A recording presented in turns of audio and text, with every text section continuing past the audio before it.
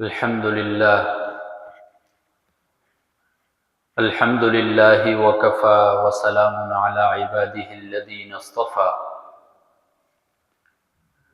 أما بعد فأعوذ بالله من الشيطان الرجيم بسم الله الرحمن الرحيم قال الله تبارك وتعالى في كلامه المجيد والفرقان الحميد إن الله يأمر بالعدل والإحسان وإيتاء ذي القربى وينهى عن الفحشاء والمنكر والبغي يعظكم لعلكم تذكرون وقال النبي صلى الله عليه وسلم اتق دعوة المظلوم فإنها ليس بينها وبين الله حجاب صدق الله وصدق رسوله النبي الأمي الهاشمي الكريم ونحن على ذلك لمن الشاهدين والشاکرین والحمد للہ رب العالمین۔ تمام حضرات پیار و محبت سے درود شریف پڑھ لیں۔ اللہم صل علی محمد وعلی آل محمد کما صلیت علی ابراہیم وعلی آل ابراہیم انکا حمید مجید۔ اللہم بارک علی محمد وعلی آل محمد کما بارکت علی ابراہیم وعلی آل ابراہیم انکا حمید مجید۔ میرے انتہائی قابل قدر، قابل عزت بھائیوں، دوستوں، بزرگوں اور میری معززہ، موقرہ، باحیا، باپردہ ماں بہنوں، اللہ رب العزت کا لاکھ لاکھ شکر ہے کہ اللہ رب العزت نے اس پرفتن دور کے اندر ہمیں اپنی عبادت کی توفیق عطا فرمائی۔ اس پر اللہ رب العزت کا جتنا شکر ادا کیا جائے کم ہے۔ سامعین ذی وقار، میں نے آپ حضرات کے سامنے سورۃ النحل کی آیت نمبر 90 تلاوت فرمائی ہے۔ اسی طرح رسول اللہ صلی اللہ علیہ وسلم کے فرامین مبارکہ میں سے ایک فرمان مبارک آپ کے گوش گزار کیا ہے۔ اللہ رب العزت سے دعا ہے کہ اللہ رب العزت مجھے حق سچ کہنے کی توفیق عطا فرمائے، پھر ہم سب کو اس پر عمل کرنے کی توفیق عطا فرمائے۔ عزیزان گرامی قدر احباب، قرآن مجید کی بعض آیات کو بعض آیات پر کچھ خصوصیات حاصل ہیں۔ قرآن مجید کی بعض آیات دوسری بعض آیات سے فضیلت میں برتر ہیں، کچھ احکام کے اعتبار سے، کچھ فضائل کے اعتبار سے۔ سورۃ النحل کی یہ جو آیت میں نے آپ حضرات کے سامنے تلاوت فرمائی ہے،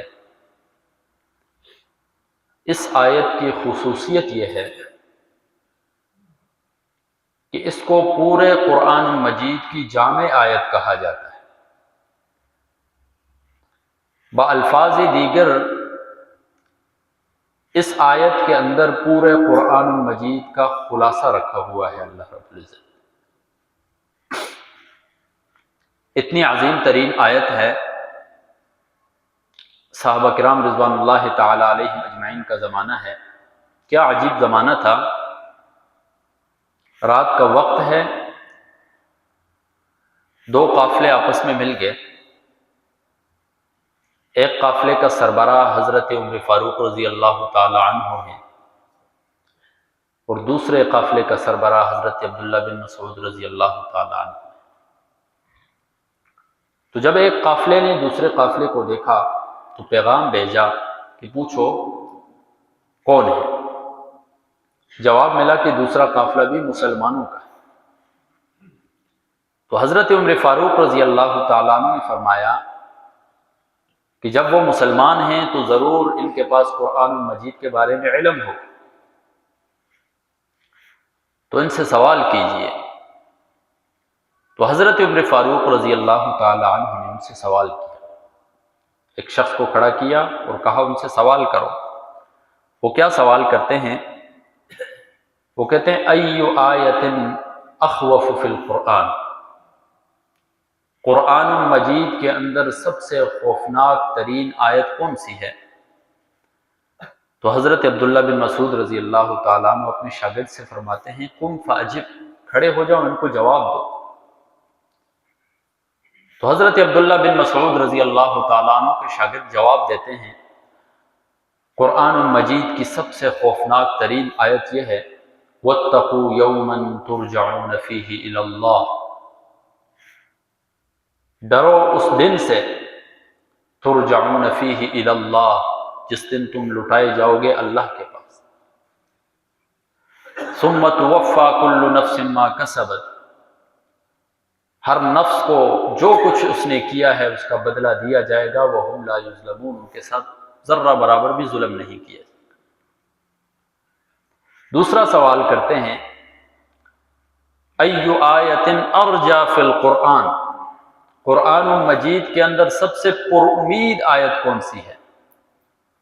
تو حضرت عبداللہ بن مسعود رضی اللہ تعالیٰ عنہ کے شاگرد کھڑے ہوتے ہیں اور جواب دیتے ہیں لا تقنطوا من رحمت اللہ،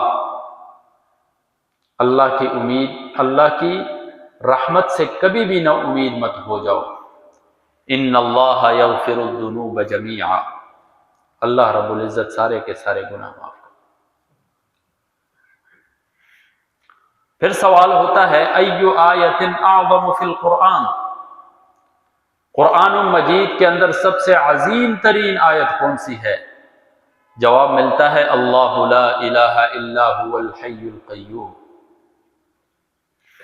سوال ہوتا ہے ایو آیت اجمع فی القرآن، قرآن کے اندر سب سے جامع ترین آیت کون سی ہے؟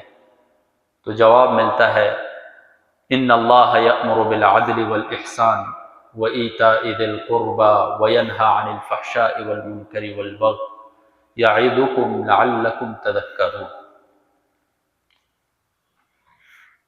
تو میں آپ حضرات کو یہ بتانا چاہ رہا ہوں کہ یہ جو سورۃ النحل کی آیت نمبر 90 ہے، یہ قرآن مجید کی جامع ترین آیت ہے۔ اور اس کا شان نزول کیا ہے؟ سنن الترمذی کے اندر یہ واقعہ منقول ہے، حضرت عثمان بن مظعون رضی اللہ تعالیٰ عنہ حضور نبی کریم صلی اللہ علیہ وسلم کے دودھ شریک بھائی، اسلام لانے سے پہلے حضور نبی کریم صلی اللہ علیہ وسلم کی مجلسوں میں آیا کرتے تھے۔ ایک دفعہ رسول اللہ صلی اللہ علیہ وسلم اپنے گھر کے باہر بیٹھے ہیں، حضرت عثمان بن مظعون رضی اللہ تعالیٰ عنہ کا گزر ہوتا ہے، تو رسول اللہ صلی اللہ علیہ وسلم فرماتے ہیں اے عثمان بن مظعون، کیا ہمارے پاس بیٹھنا پسند نہیں کرو گے؟ حضرت عثمان بن مظعون رضی اللہ تعالیٰ عنہ ان کے پاس بیٹھ جاتے ہیں۔ پھر کیا دیکھتے ہیں کہ رسول اللہ صلی اللہ علیہ وسلم نے اپنی نگاہ مبارک آسمان کی طرف اٹھائی، مسلسل دیکھ رہے ہیں، دیکھتے دیکھتے زمین پر ایک جگہ پر نظر ٹک گئی۔ رسول اللہ صلی اللہ علیہ وسلم اپنی جگہ سے اٹھتے ہیں اور اس جگہ تشریف فرماتے ہیں اور باتیں کر رہے ہیں۔ حضرت عثمان بن مظعون یہ سارا واقعہ دیکھ رہے ہیں، یہ سارا ماجرا نظر آ رہا ہے ان کو کہ رسول اللہ صلی اللہ علیہ وسلم کے سامنے کوئی بھی نہیں ہے، پھر بھی باتیں کر رہے ہیں۔ رسول اللہ صلی اللہ علیہ وسلم پسینے کے اندر شرابور ہوئے جب واپس آتے ہیں تو حضرت عثمان بن مظعون فرماتے ہیں یا رسول اللہ، یہ ماجرا میں پہلی دفعہ دیکھ رہا ہوں کہ آپ نے نظر مبارک اٹھائی، پھر اچانک آپ گئے، کچھ باتیں کی، پیشانی کے اوپر پسینہ آیا، واپس آ گئے، کیا ماجرا ہے؟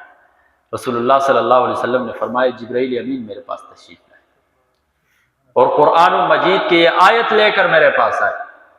رسول اللہ صلی اللہ علیہ وسلم جیسے ہی اس آیت کی تلاوت کرتے ہیں، حضرت عثمان بن مظعون فرماتے ہیں کہ جیسے یہ آیت میرے کانوں میں پڑی، ایمان میرے دل کے اندر رچ بس گیا، فوراً مسلمان ہو گئے اس آیت کو۔ اور اتنی عظیم ترین آیت ہے، خلیفہ وقت حضرت عمر بن عبدالعزیز رحمۃ اللہ علیہ نے اپنے دور کے اندر خطباء کے لیے یہ حکم جاری کیا تھا کہ اپنے جمعے کے خطبوں کے اندر اس آیت کو جاری کریں، اس آیت کو بیان کریں، تاکہ ہر ہفتے قرآن مجید کا خلاصہ جو ہے وہ تازہ ہوتا رہے لوگوں کو۔ تو اس آیت کا مفہوم کیا ہے، خلاصہ کیا ہے، میں آپ حضرات کے سامنے مختصراً رکھوں گا۔ اللہ رب العزت فرماتے ہیں ان اللہ یأمر بالعدل والاحسان، اللہ رب العزت حکم کرتے ہیں عدل کا، احسان کا اور رشتہ داروں کو حقوق دینے کا۔ در حقیقت اس آیت کے اندر 3 چیزوں کا حکم دیا گیا ہے اور 3 چیزوں سے منع کیا گیا، اور یہی ہماری زندگی کے اصول بھی ہیں میرے بھائی۔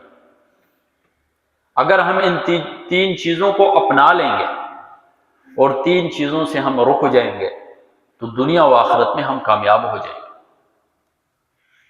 تو ان 3 چیزوں میں جن کا کرنے کا حکم دیا ہے ان میں پہلی چیز ہے عدل و انصاف۔ عدل میرے بھائیوں اللہ رب العزت کی صفت ہے، اور عدل و انصاف جو ہے روئے زمین کے اوپر سب سے بڑا عدل و انصاف کیا ہے؟ لا الہ الا اللہ۔ روئے زمین کے اوپر سب سے بڑا عدل یہ ہے کہ اللہ رب العزت کی توحید کا اقرار کیا جائے۔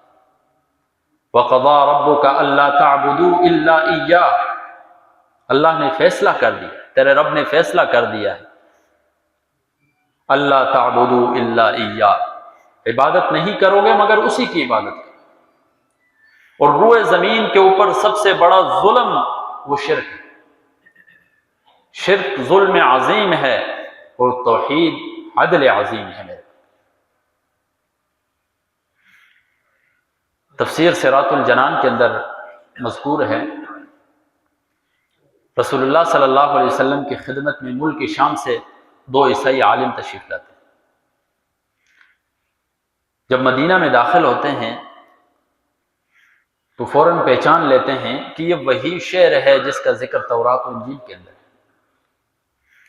پھر جب رسول اللہ صلی اللہ علیہ وسلم کی مجلس میں حاضر ہوتے ہیں تو رسول اللہ صلی اللہ علیہ وسلم کو دیکھ کر پہچان لیتے ہیں، پوچھتے ہیں کیا آپ محمد ہیں؟ رسول اللہ صلی اللہ علیہ وسلم فرماتے ہیں جی ہاں میں محمد صلی اللہ علیہ وسلم۔ پھر فرماتے ہیں کیا آپ احمد ہیں؟ تو رسول اللہ صلی اللہ علیہ وسلم فرماتے ہیں جی ہاں میں احمد ہوں۔ پھر پوچھتے ہیں کہ ہم آپ سے ایک سوال کریں گے، اگر آپ نے جواب دیا تو ہم فوراً مسلمان ہو جائیں۔ سوال کیا کرتے ہیں؟ کہتے ہیں قرآن مجید کی سب سے بڑی گواہی ہی کون سی؟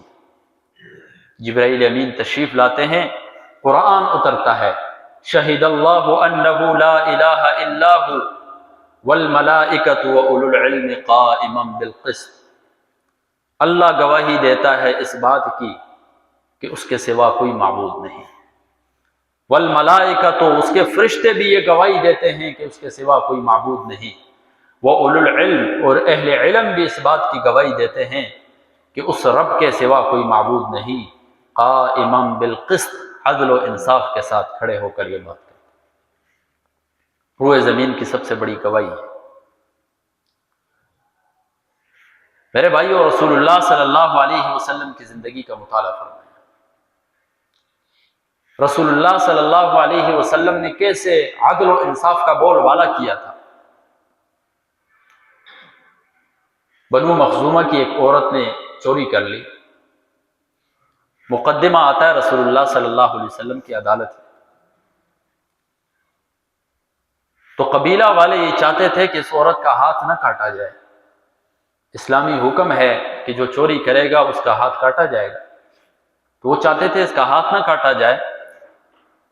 رسول اللہ صلی اللہ علیہ وسلم کے پاس کسی کو سفارشی بنا کر بیٹھتے، تو حضرت اسامہ بن زید رضی اللہ تعالی عنہ کو سفارشی بنا کر بھیجا۔ رسول اللہ صلی اللہ علیہ وسلم کو یہ صحابی بڑے محبوب تھے کہ آپ سفارش کر دیں، رسول اللہ صلی اللہ علیہ وسلم اس عورت کا ہاتھ نہ کاٹیں۔ جب اسامہ بن زید رسول اللہ صلی اللہ علیہ وسلم کے پاس تشریف لاتے ہیں اور سفارش کرتے ہیں تو رسول اللہ صلی اللہ علیہ وسلم فرماتے ہیں اے اسامہ، کیا آپ اللہ کی جو حدود ہیں، جو حد ہیں، جو حقوق ہیں، ان کے بارے میں سفارش کریں؟ اور پھر رسول اللہ صلی اللہ علیہ وسلم ایک تاریخی جملہ ارشاد فرماتے ہیں، لو ان فاطمہ بنت محمد سرقت لقطعت یدہ، اگر رسول اللہ کی بیٹی بھی چوری کرے گی تو اس کا بھی ہاتھ کاٹا جائے۔ رسول اللہ صلی اللہ علیہ وسلم نے عدل و انصاف کا بول بالا کیا تھا۔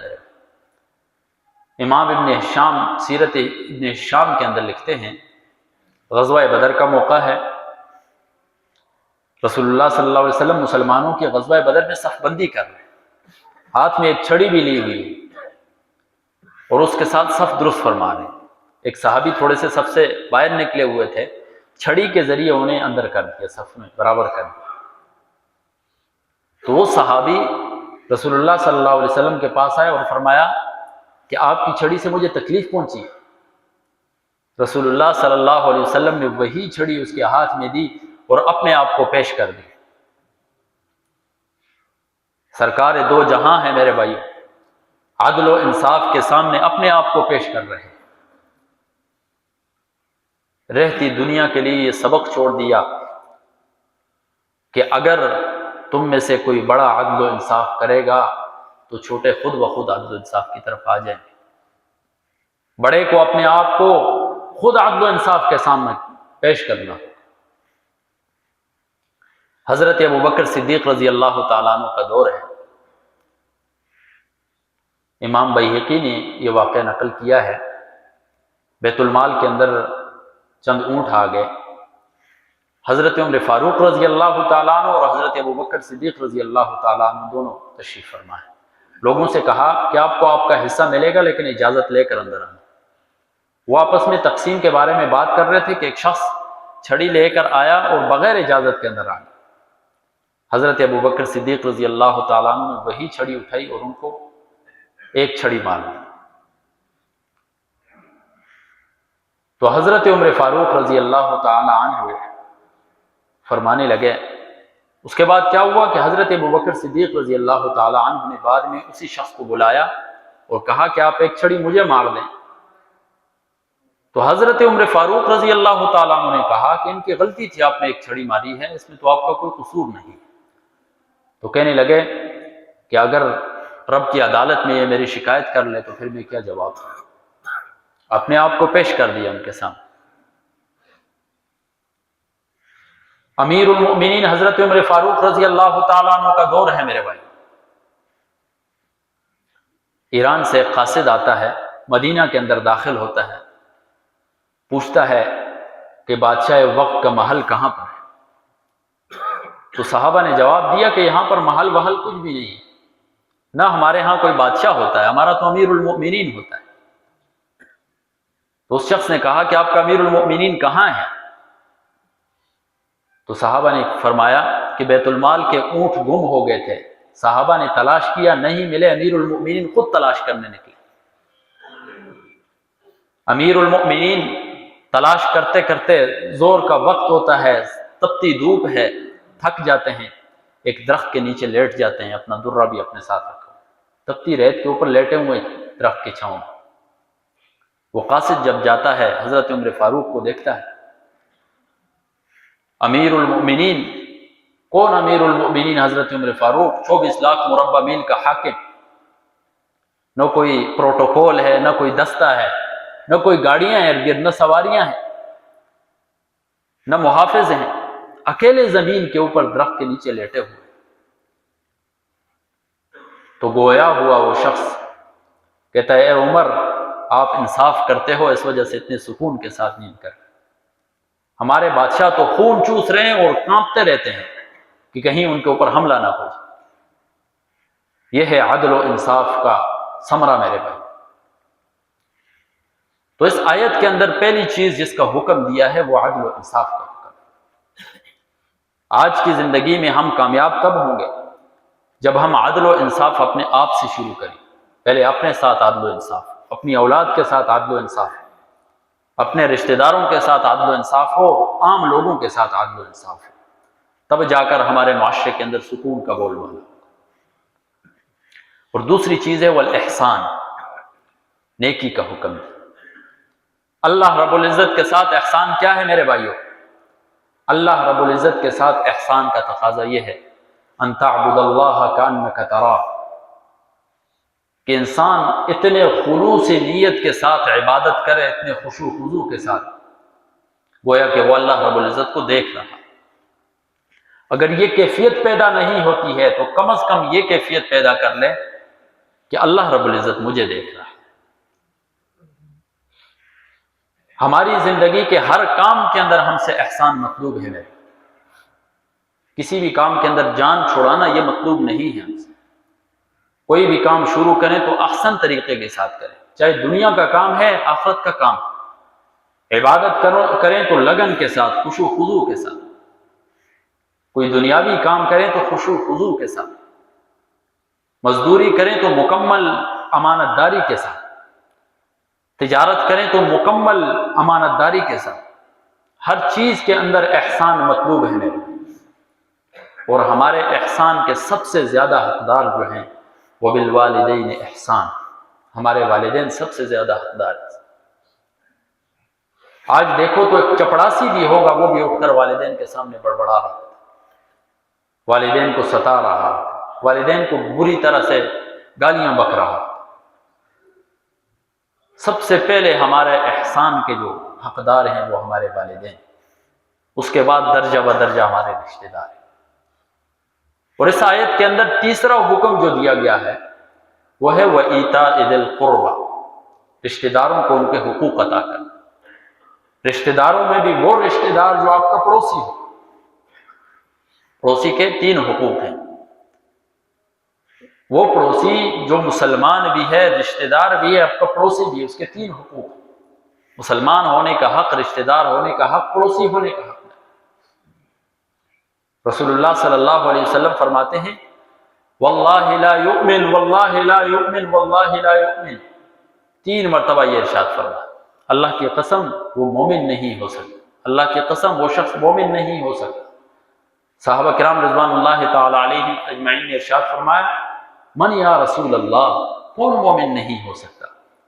فرمایا من لا یأمن جارہ بوائقہ، جس کا پڑوسی اس کی تکلیفوں سے محفوظ نہیں ہے وہ مومن نہیں ہو سکتا، اس کا ایمان کامل نہیں ہے۔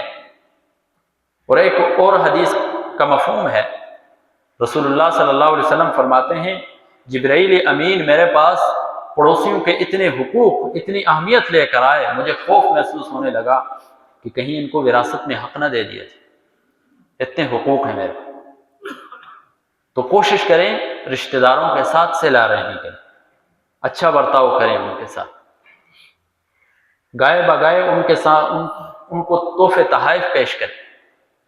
جب تحفے تحائف دیے جاتے ہیں تحادو تحابو، محبتیں پیدا ہوتی ہیں، نفرتیں ختم ہوتی ہیں۔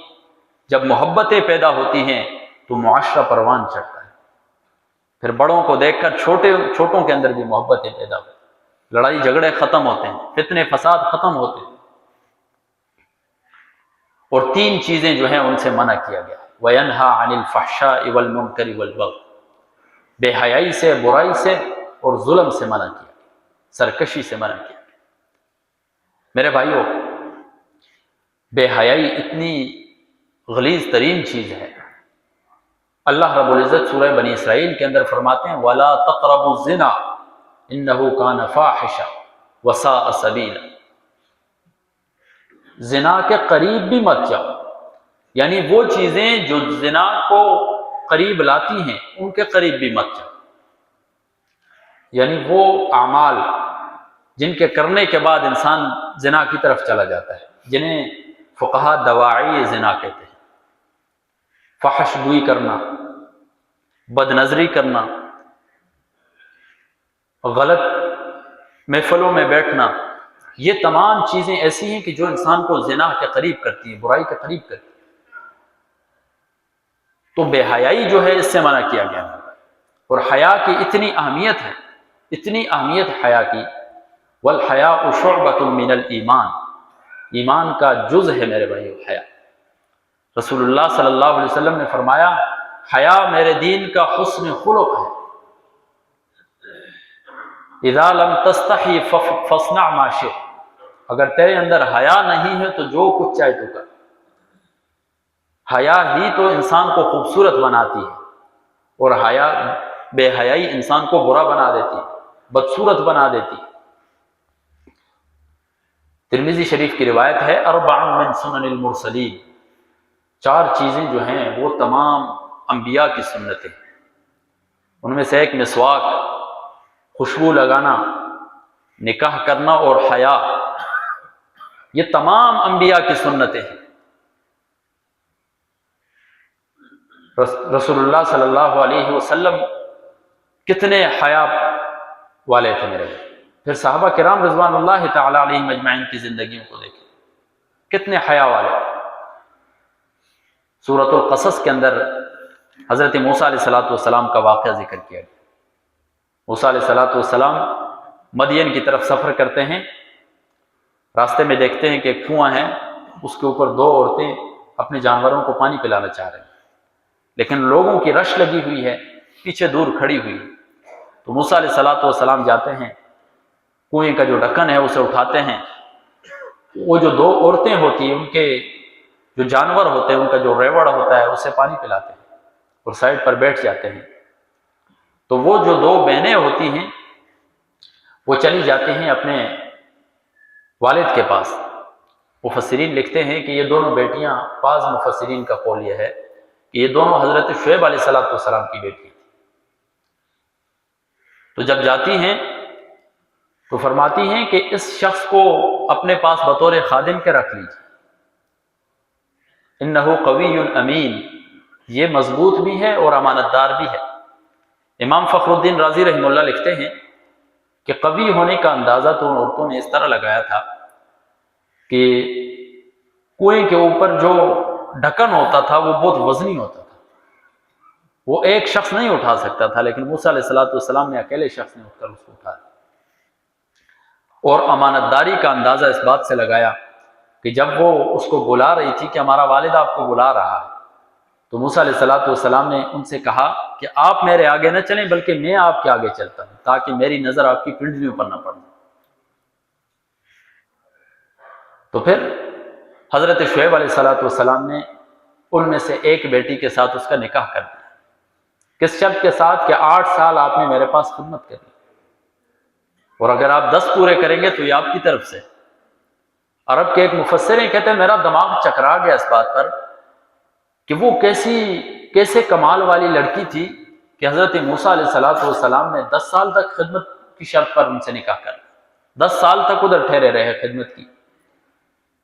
تو کہتے ہیں کہ قرآن مجید نے اس کی یہ صفت بیان نہیں کی ہے کہ وہ خوبصورت تھی، یہ صفت بیان نہیں کی ہے کہ اس کا قد قامت کتنا تھا، اس کے بال کیسے تھے، اس کی چال چلن کیسی تھی، بلکہ قرآن مجید نے اس کی ایک ہی صفت بیان کی ہے، تمشی علی استحیاء، وہ حیا کے ساتھ چلتی ہے۔ حیا کی اتنی اہمیت ہے۔